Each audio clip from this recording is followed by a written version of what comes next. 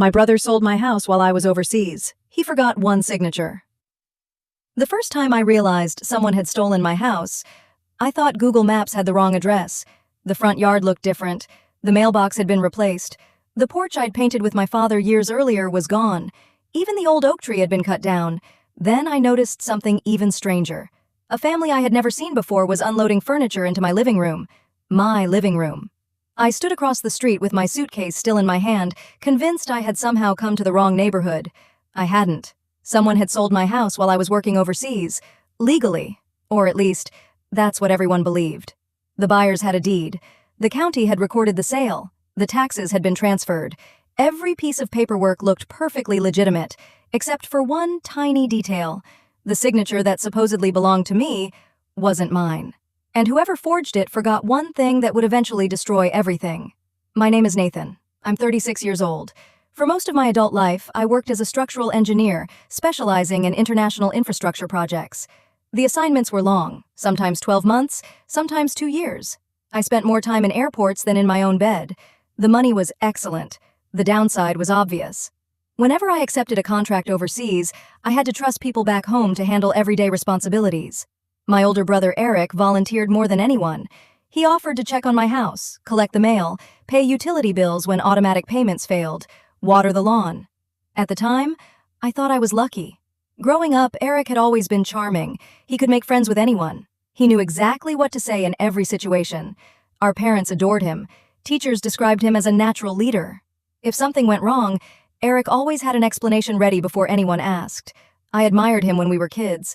Looking back, I realize I mostly admired how easily he convinced other people to trust him. After our parents passed away, we inherited very different things. Eric received the family business, a small construction company that had once been profitable. I inherited our grandparents' house. It wasn't enormous, it wasn't luxurious, but it was paid off. More importantly, it carried every childhood memory I wanted to keep. I spent nearly 3 years restoring it. Every weekend, every vacation. New plumbing, new electrical wiring, a rebuilt roof. I refinished the original hardwood floors myself. The house wasn't just property, it was the last physical connection I had to my grandparents. Before accepting my biggest overseas contract, I met Eric for dinner. I explained that I'd probably be gone 14 months. He immediately offered to watch the house again. He even joked that someone should enjoy the backyard while I was away. I laughed, handed him a spare key, and thanked him for helping. That decision would become the most expensive mistake of my life. The first few months overseas were normal. Eric occasionally sent photographs, freshly cut grass, packages delivered safely, snow being cleared from the driveway. Everything appeared exactly as I'd left it. Then the updates slowly became less frequent. Whenever I asked about the house, Eric always had a quick answer. Everything looked great, nothing to worry about. Neighbors said hello.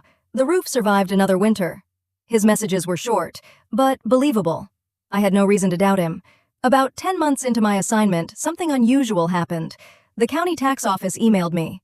They claimed a mailing address associated with my property had recently changed. I assumed it was a routine administrative error. I replied, asking them to keep using my overseas mailing address. A week later, they apologized. They said the matter had already been corrected. I forgot about it almost immediately. I shouldn't have. 3 months later, my project ended ahead of schedule.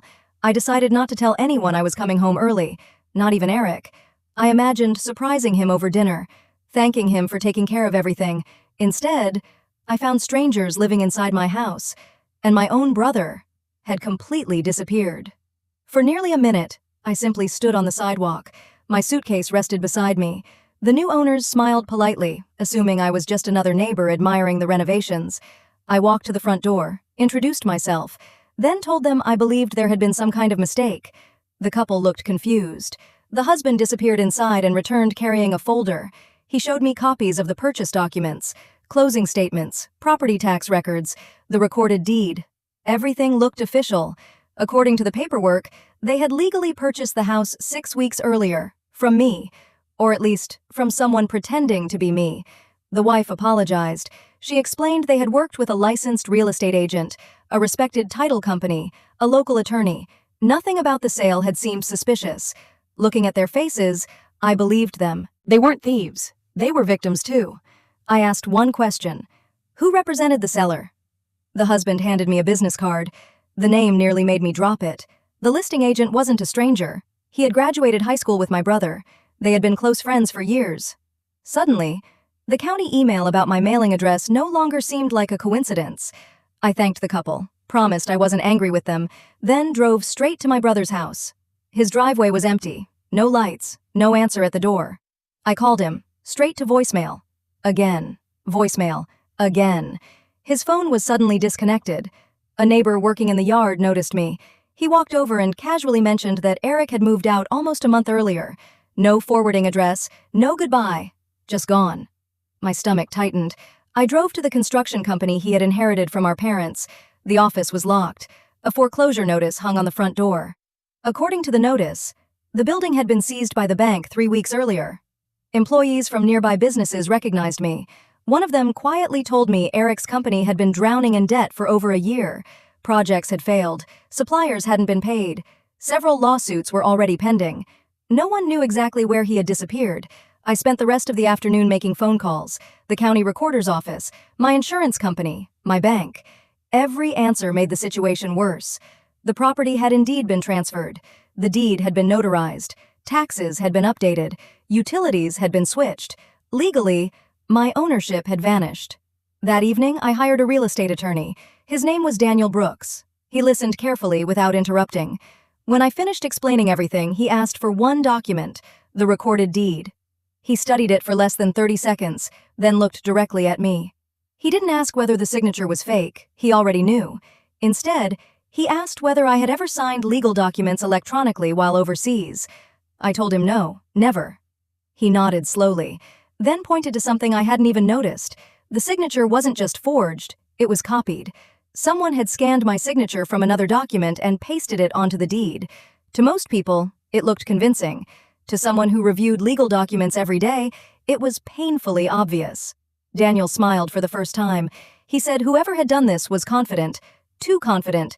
Professional forsters usually recreated signatures by hand. This person had taken a shortcut, and shortcuts left evidence. The next morning, Daniel filed an emergency request to freeze any additional transactions involving the property.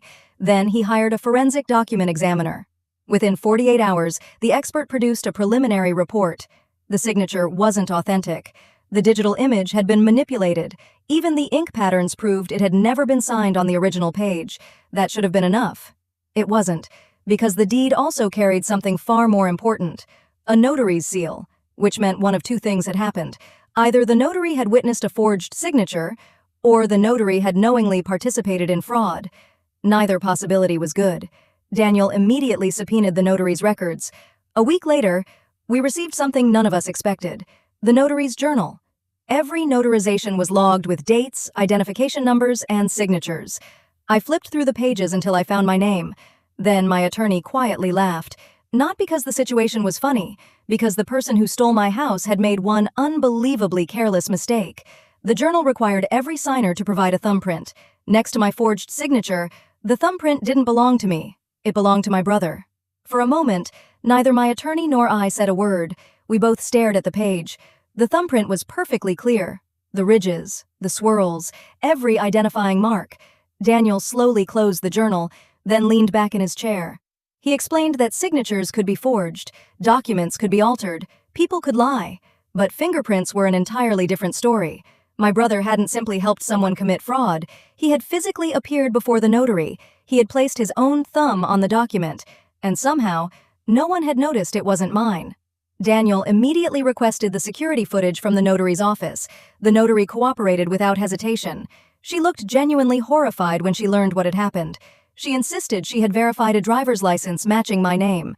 She remembered the appointment because the seller claimed he was leaving the country again the following morning. When investigators reviewed the surveillance video, everything became painfully clear. The man entering the office wasn't me, it was my brother. He wore a baseball cap, glasses, a trimmed beard I had never seen before.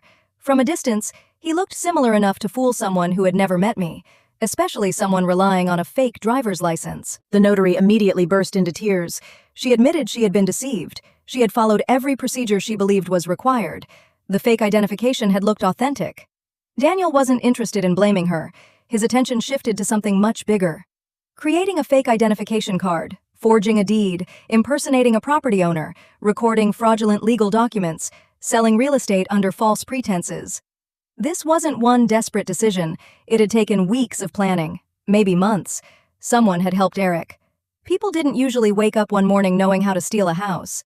We requested the complete closing file from the title company. It filled nearly 200 pages. Most of it was routine paperwork. Then Daniel stopped turning pages. He found the wire transfer instructions. The proceeds from the sale, nearly $840,000, had not gone into my bank account. They had been wired into a newly created limited liability company. The company name meant nothing to me. Neither did the account number. But one detail immediately caught Daniel's attention.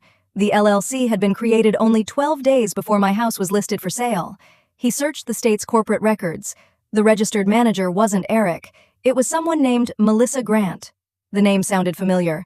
After several minutes, I finally remembered. Melissa wasn't a business partner. She had been Eric's girlfriend years ago. I hadn't seen her in almost a decade.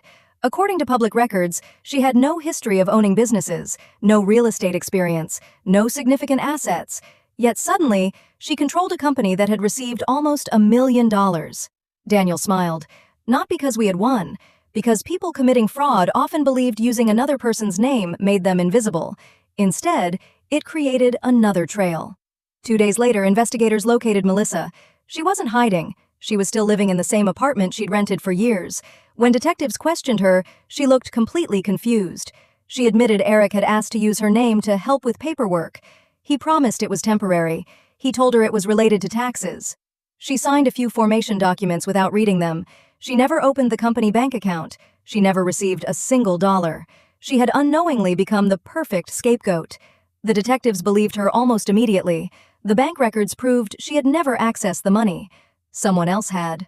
The surveillance footage from the bank showed exactly who. Eric. Wearing the same baseball cap he had used at the notary's office. He withdrew hundreds of thousands of dollars over several weeks. Cash, cashier's checks, wire transfers. Then, nothing. The account was empty. Nearly every dollar had disappeared. At first I thought he'd spent it. Then investigators uncovered the truth. The money hadn't bought luxury cars, or mansions, or expensive vacations. It had been used to pay gambling debts owed to dangerous people. Debts so large. Eric believed stealing my house was the only way to stay alive. Daniel looked at me across the conference table, then quietly said something I never expected. This case isn't over. In fact, it's about to become much more dangerous, because the people Eric owed money to had just learned the sale of my house was about to be reversed. Daniel closed the file and looked directly at me. He explained that reversing the fraudulent sale would almost certainly freeze every remaining dollar connected to the transaction. That meant anyone expecting to be repaid would suddenly realize the money was gone. People who loaned money to desperate gamblers rarely accepted excuses. Eric hadn't just stolen my house, he had stolen time, and that time was running out. For the next several days, the police advised me not to stay alone. At first, I thought they were being overly cautious. Then strange things started happening. Someone drove past my apartment 3 nights in a row. A black SUV parked across the street for hours without anyone getting out. One evening, I returned from meeting Daniel and found my mailbox hanging open. Nothing had been stolen, but someone had searched through it. The message was obvious. Someone was looking for me. The investigators eventually discovered that Eric had told several creditors he would repay them immediately after closing one final property deal. He never admitted the property belonged to his own brother. As far as they knew, I was simply the man whose name appeared on the paperwork. One afternoon, Detective Harris called me with an update. Eric's passport had been flagged. His driver's license had been used 2 days earlier at a motel nearly 300 miles away. By the time officers arrived, he was gone. The room had been emptied in a hurry. The trash can still contained receipts, food containers, and shredded documents. One receipt caught the detective's attention. It was from a print shop, the same shop that specialized in high-quality identification cards for corporate events and security badges. Investigators pulled the store's surveillance footage. Eric appeared on camera collecting several laminated cards only weeks before my house had been listed. The employee remembered him because he insisted on matching an old passport photo exactly. That discovery finally connected every piece of the puzzle. The fake driver's license, the forged deed, the notary appointment. None of it had been spontaneous. Eric had spent months creating an entirely new identity using my name, but he had overlooked something remarkably simple. Every time he forged my signature, He copied the version I used years earlier. Most people never notice how their own signature changes over time. Mine had. After renewing my engineering license overseas, I had slightly altered the way I signed legal documents. The signature on my passport, banking records, employment contracts, and immigration paperwork all matched the newer version. The forged deed carried the older version copied from documents Eric still had access to inside my house. That tiny difference became another powerful piece of evidence. Meanwhile, the family living in my house became increasingly worried. They had followed every legal step, paid every required fee, moved their children into what they believed was their forever home. Now they were learning they might lose everything because someone else had committed fraud. I couldn't blame them. They hadn't stolen my home. They had unknowingly bought stolen property. Daniel worked tirelessly with the court to protect their interests while restoring mine. He repeatedly reminded everyone that there were no winners in cases like this, only victims. Several weeks later, the judge granted an emergency order declaring the deed legally disputed. Ownership of the property temporarily returned to me while the criminal investigation continued. The family remained in the house under a court-approved occupancy agreement until the civil case was resolved. It wasn't perfect, but it prevented another innocent family from becoming homeless overnight. Then, everything changed. Late one Friday afternoon, Detective Harris called again. This time, his voice sounded different. Eric hadn't been found. He had surrendered. He walked into a federal building nearly 500 miles away, carrying nothing except a backpack and a folder filled with documents. According to the detective, Eric wasn't asking for a lawyer. He wasn't asking for a deal. He kept repeating the same sentence. He said he was tired of running because the people chasing him were far more frightening than the police. When investigators opened the folder, they realized why he had finally given up. Inside were handwritten notes, bank records, wire transfers, phone numbers, copies of fake identification documents, and enough evidence to expose everyone who had helped him steal my house. Eric's decision to surrender shocked everyone, including me. For weeks, investigators had treated him as a fugitive who would do anything to avoid prison. Instead, he voluntarily walked into a federal office carrying enough evidence to dismantle the entire fraud. Detective Harris later explained why. Eric had reached the point where prison seemed safer than freedom. The gambling debts that pushed him to steal my house hadn't disappeared after the sale. The people behind those loans demanded more. Every payment only bought him a little more time. Eventually, he realized there was no amount of money that would ever satisfy them, so he chose the only place they couldn't reach him: jail. The folder he surrendered changed the investigation overnight. It contained months of text messages, encrypted emails, copies of fake driver's licenses, invoices from the graphic designer who altered identification documents, bank records showing exactly where every dollar had gone. Most importantly, it identified every person who knowingly helped him: the real estate agent, the document forger, the man who supplied counterfeit identification, a loan broker who ignored obvious signs of fraud, even an employee at the title company who had quietly bypassed several verification procedures in exchange for cash. What investigators had first believed was one man's desperate crime turned out to be an organized fraud network. Within 2 weeks, search warrants were executed across 3 counties. Several offices were raided, computers were seized, financial records disappeared into evidence boxes. News stations began reporting that authorities were investigating one of the largest real estate fraud schemes the region had seen in years. Only then did my extended family learn what had actually happened. For months, many of them believed I had exaggerated the story. Some quietly assumed I must have signed something without reading it. Others thought it was simply a family disagreement over property. They stopped believing that the moment arrests began appearing on the evening news. My phone suddenly filled with messages. Relatives who hadn't called in years wanted to know if I was all right. Several apologized for doubting me. One uncle admitted he almost defended Eric because he couldn't imagine someone stealing from his own brother. Now, he regretted every word. The civil case moved much faster once the criminal investigation confirmed the fraud. The judge ruled that every document transferring ownership of my house was legally void. The forged deed was canceled. Every fraudulent filing connected to it was removed from the county records. Legally, the house had never stopped belonging to me. The young family who bought it was devastated. They had invested their savings, moved across the state, enrolled their children in local schools. None of it was their fault. Fortunately, the title insurance company accepted responsibility for the financial loss. They refunded every dollar the family had paid and helped them purchase another home nearby. Before they moved out, the husband asked if he could meet me one last time. He apologized for living in my house. I immediately told him he had nothing to apologize for. He had been lied to just as much as I had. We shook hands. There was no anger between us, only relief that the truth had finally come out. The day I walked back into my grandparents' house, it felt strangely unfamiliar. The furniture was gone. The walls had been repainted. The old curtains my grandmother loved had disappeared. Even so, the house was still standing, and that was enough. As I walked through each room, I noticed something resting on the kitchen counter. A single envelope. No stamp, no address, just my name written across the front. Inside was a handwritten letter from Eric. I stood in the kitchen for several minutes before opening the envelope. The handwriting was unmistakable. Eric's. For a moment, I considered throwing it away without reading a single word. After everything he had done, he didn't deserve another second of my attention. But curiosity won. The letter wasn't an apology, at least not at first. It began with memories. Our grandparents teaching us to fish, building tree houses in the backyard, helping our grandfather repair the porch every summer. For several pages, Eric wrote as though none of the last 2 years had happened. Then everything changed. He admitted the construction company had started failing long before anyone realized. One bad investment became another. He borrowed money to finish projects, then borrowed more money to repay the first loans. Eventually, legitimate banks stopped lending to him. That was when he found people who never asked questions. They only cared about repayment. At first, he believed he could recover. One profitable project would solve everything. Instead, every month brought another loss. Soon, the interest alone became impossible to pay. Then came the threats. At first, they targeted him, then his employees.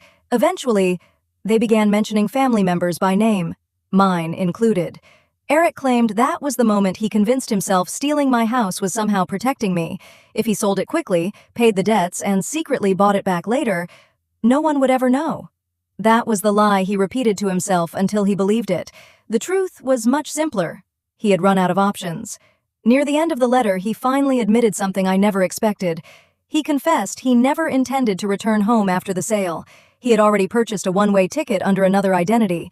The only reason he never boarded the flight was because the creditors discovered he had kept part of the money for himself. Instead of escaping, he became the next target. That was when he realized everyone eventually betrayed everyone else, exactly the way he had betrayed me. The final paragraph was only 2 sentences long. He wrote that he didn't expect forgiveness, only that someday I might remember the brother I had before greed and fear destroyed him. There was no signature, only his initials. I folded the letter and placed it back inside the envelope. Then I walked outside. The old oak tree was gone. The porch looked different. The paint had faded, but the evening air smelled exactly the way it had when I was a child. Some things survive even after everything else changes. Over the following year, the criminal trials finally came to an end. Eric pleaded guilty to multiple felony charges, including identity theft, wire fraud, forgery, and conspiracy. Several members of the fraud ring received prison sentences. Others accepted plea agreements in exchange for cooperating with investigators. The real estate agent permanently lost his license. The title company employee was convicted for accepting bribes. The counterfeit document operation was shut down completely. Investigators later credited the case with uncovering dozens of similar fraudulent property sales that otherwise might never have been discovered. As for Eric, the judge considered his cooperation. His sentence was reduced, but not erased. Actions that destroy lives always carry consequences. Months later, I made one final decision.